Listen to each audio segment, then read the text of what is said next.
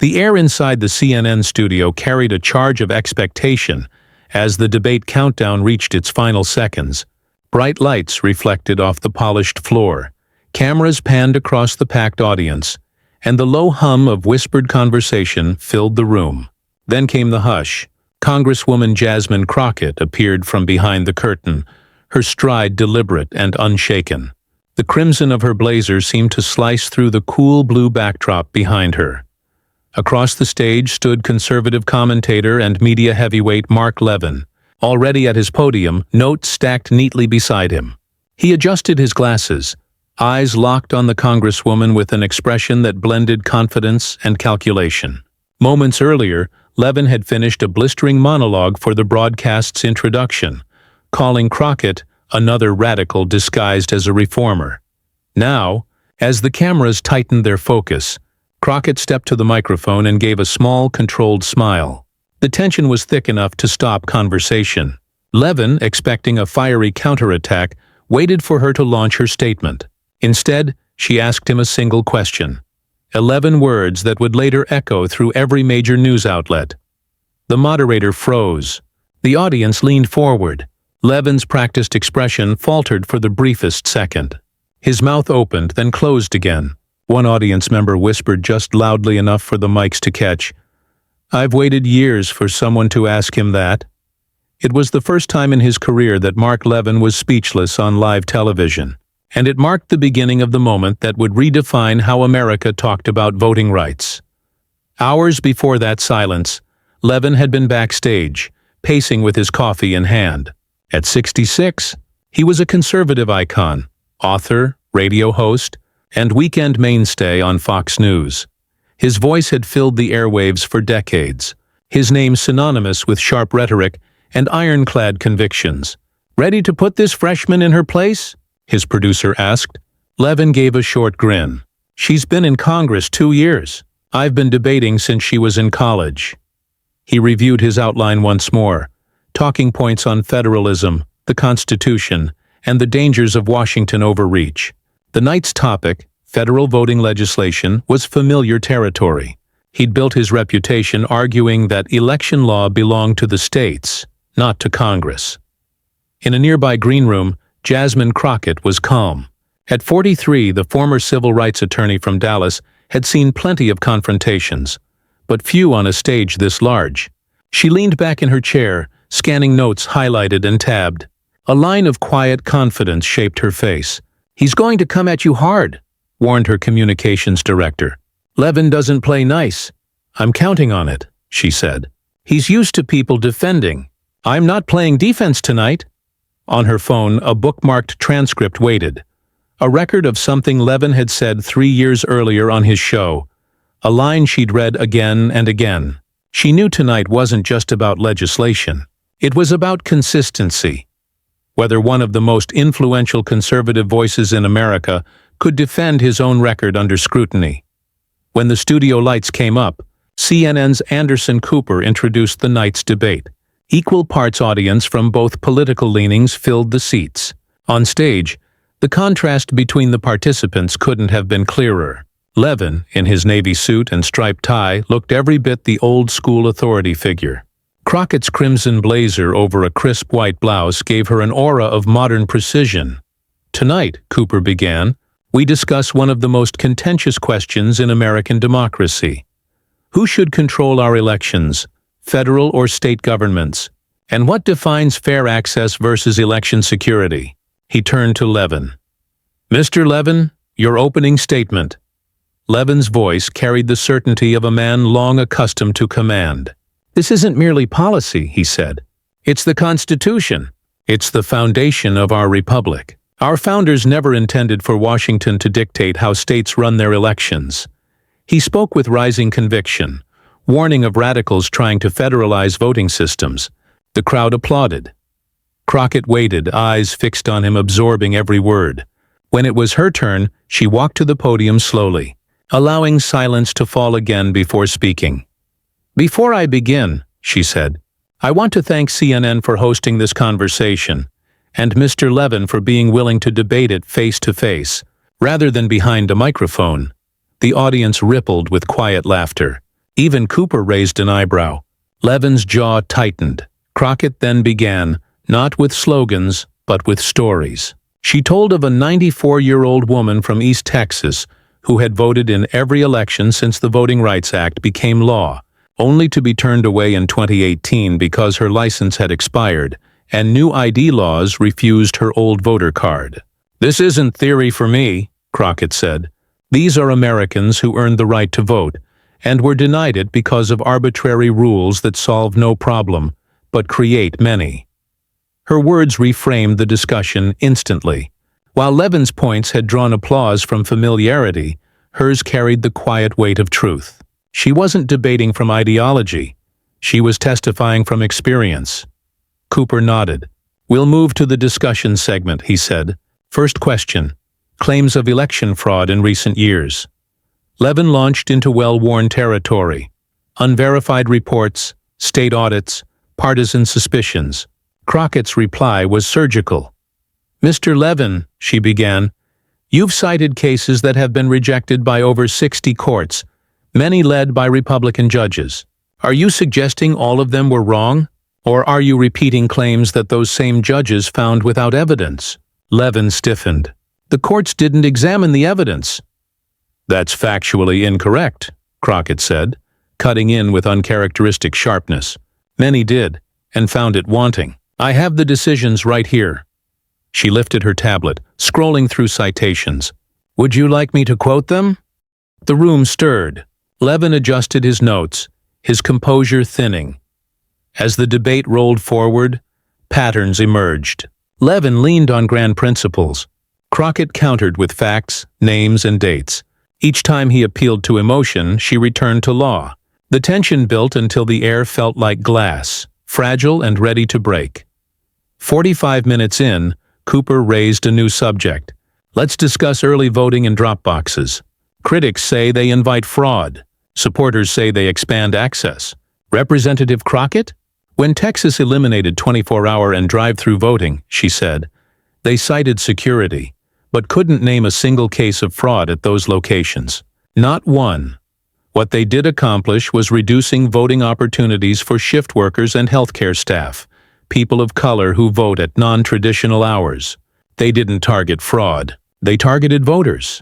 Levin's rebuttal was loud and emphatic. "That's the problem with the left. They wait until fraud happens before acting. We're preventing it before it starts." "Oh?" Crockett asked. "So you're restricting rights based on harm that hasn't occurred. By that logic, should we ban conservative commentators because they might spread misinformation, even if they haven't yet?"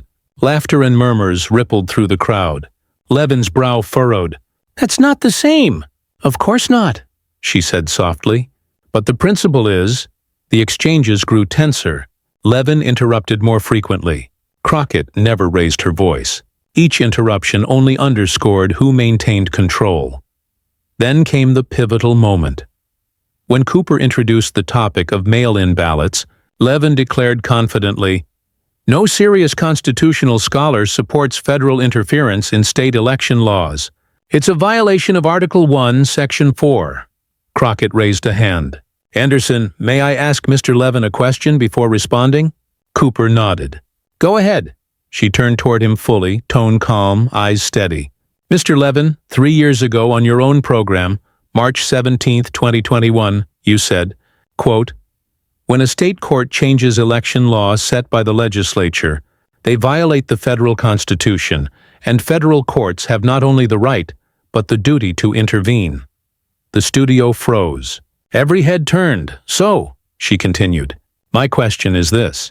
If you supported federal courts overriding state courts in that case, why do you oppose federal legislation protecting voting rights from restrictive state laws? Isn't that federal intervention as well, just applied differently?" Levin blinked, caught mid-motion. Seconds passed in silence. "That's completely different," he finally said, voice lower. "How so?" she asked. "Isn't it the same Constitution?" Cooper leaned forward. "Let's give Mr. Levin a moment to clarify." Levin's response stumbled. "The Constitution gives legislatures, not courts, authority over elections."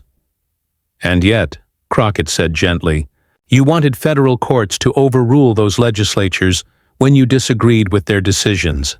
So federal power is acceptable when it helps your side, but unconstitutional when it helps protect voters. The audience gasped. Cameras zoomed closer. Levin looked down, searching his notes for rescue that wasn't there. "Look," he said finally, voice rising. "This is just another leftist gotcha game." Crockett didn't answer. She waited. The silence stretched until it became its own answer. When Cooper turned back to her, she said quietly, "Constitutional consistency isn't a gotcha game. It's what keeps our democracy honest." The crowd erupted into applause. Even some conservative viewers in the audience joined in. Levin's expression betrayed something rare: unease. For the first time that night, it was clear who controlled the conversation. The applause rolled through the studio like a tide. Levin tried to regain footing, forcing a smile that didn't quite reach his eyes. "Well," he said, "if you're finished twisting my words, maybe we can talk about real-world consequences." Crockett nodded. "Let's." Levin launched into a familiar argument. Claims that federal oversight breeds bureaucracy, that local control protects individuality, that Washington's involvement in voting would open the door to abuse. His cadence was fast, confident, practiced. But something in the room had changed. Each new line felt defensive, reactionary, slightly rushed. Crockett waited until he finished. Then she leaned forward and said, "Mark, I practiced law in Texas courts for over a decade. I saw firsthand what happens when power is concentrated in the hands of a few. Local control doesn't always mean fair control. Sometimes it means political control." The audience hushed again. She continued, her tone even but charged with purpose. "When counties close polling stations in minority neighborhoods, that's not democracy protecting individuality. That's democracy being strangled by convenience and prejudice. The right to vote isn't supposed to depend on zip code or race. And if the federal government doesn't step in when those rights are violated, then who will?" A murmur of assent rippled through the crowd.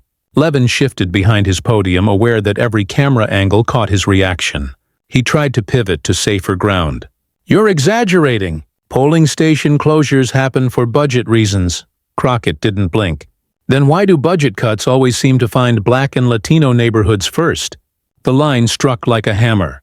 Cooper looked briefly toward his producer. The control room's red lights flickered as feeds jumped between crowd shots and close-ups. Levin inhaled, preparing a rebuttal, but Crockett pressed on. "I respect your passion, Mr. Levin, but passion isn't proof, and conviction doesn't excuse contradiction. You can't quote the Constitution as gospel when it serves your politics, then dismiss it when it protects the people you'd rather ignore." The audience broke into applause again, louder than before. For the rest of the segment, Levin grew quieter.